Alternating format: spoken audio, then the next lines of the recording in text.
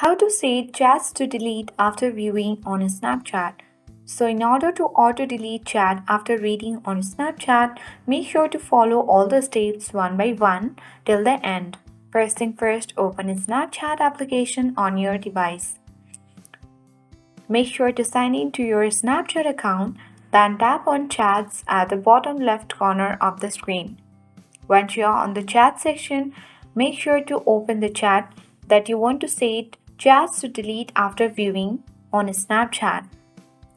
Once you have open the profile by tapping on top of the screens on the username. Then tap on three dots at the top right corner of the screen. Now select Chat and Notifications settings. Here select Delete Chats option and here tap on After Viewing option. So once you send any message or send any text message to this user, then after they view the chat or the message, then it will be auto deleted after they have viewed or read.